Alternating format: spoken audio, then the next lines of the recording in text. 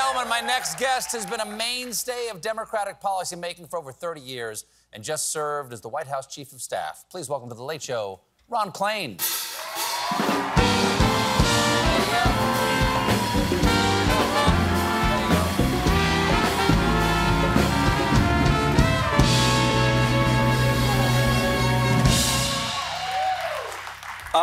Listen, nice to see you again. Nice to be met here. Briefly before. You first started working with Joe Biden 36 years ago. Now, till recently, you were the chief of staff. There you are. There's the two of you in the Oval Office right there. And Yeah. that's a nice.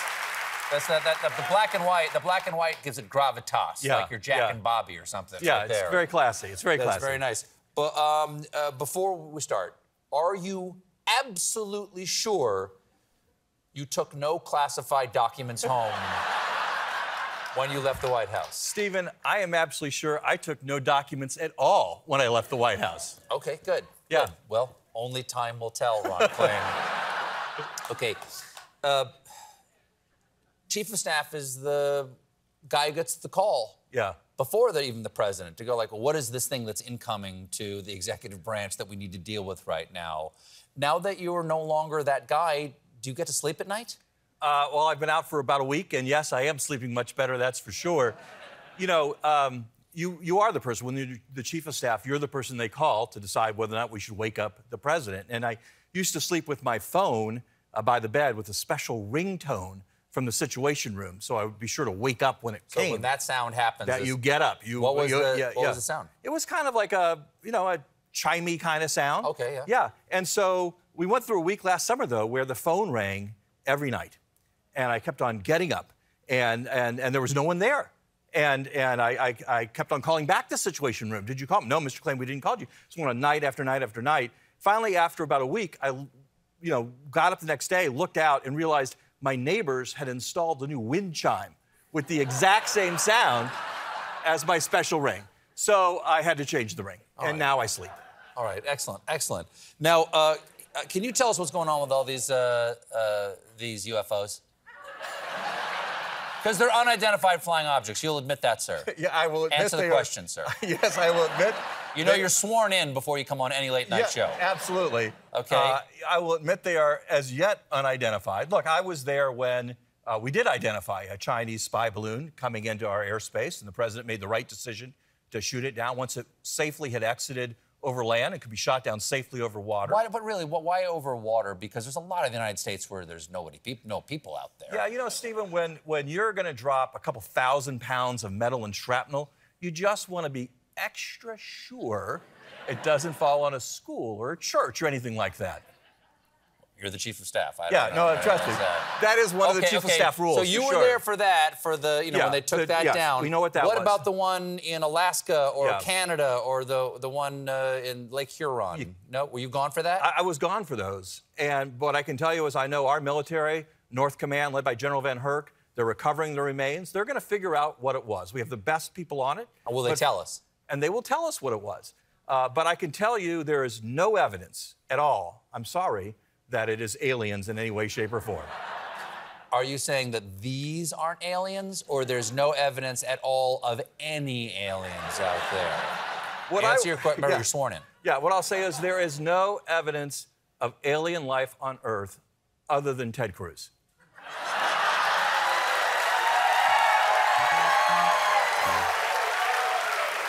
All right.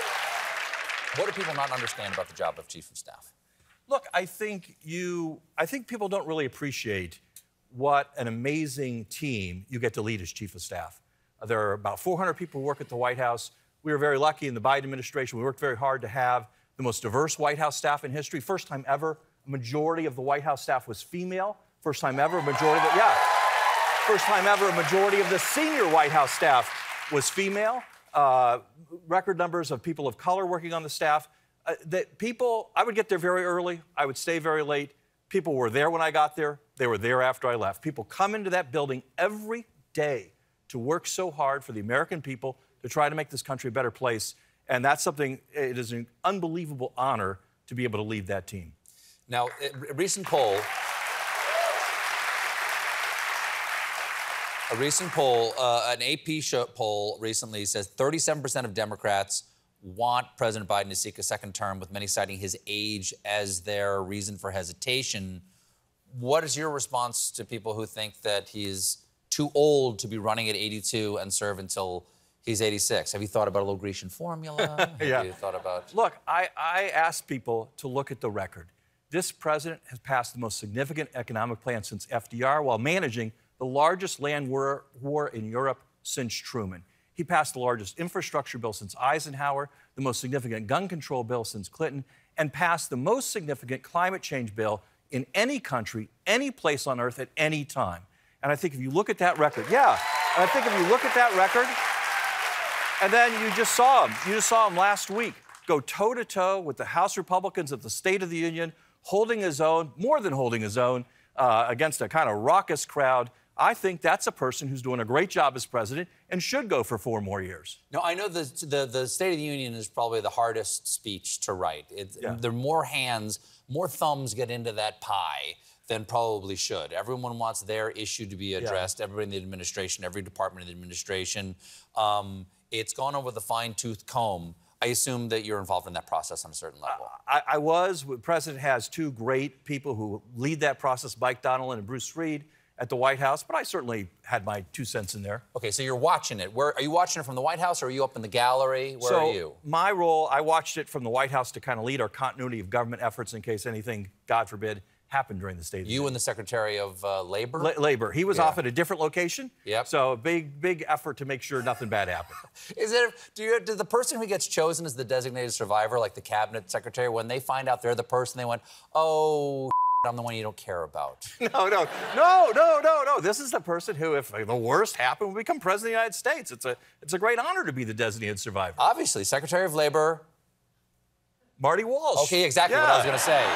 That's what I was going to say. I just wanted to know if you knew. I just wanted to know if you knew. Yeah, come on. Because I totally knew it was Marty Walsh. I totally knew that's who it was. Okay, so when you know the Cruella de Vil's out there were going, boo, bad, you stink. When they were doing all that, after he accurately described the position of some of the members of the Republican Party about Social Security and Medicare, multiple times stated that they wanted to cut it.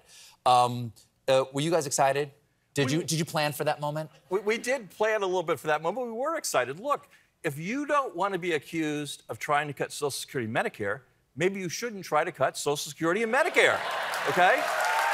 And so, look, Harry Truman, was called "Give 'em hell, Harry." Yeah. And Harry Truman once famously said, "I don't give 'em hell.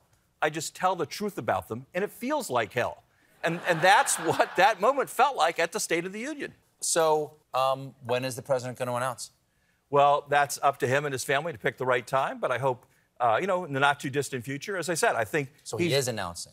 That's, again, I'm not here to announce that he's announcing. I'm not here to announce that he's announcing. Sounds like that's what but I'm here to announce that I hope he announces. Thank you so much for being here. Ron Klain, everybody.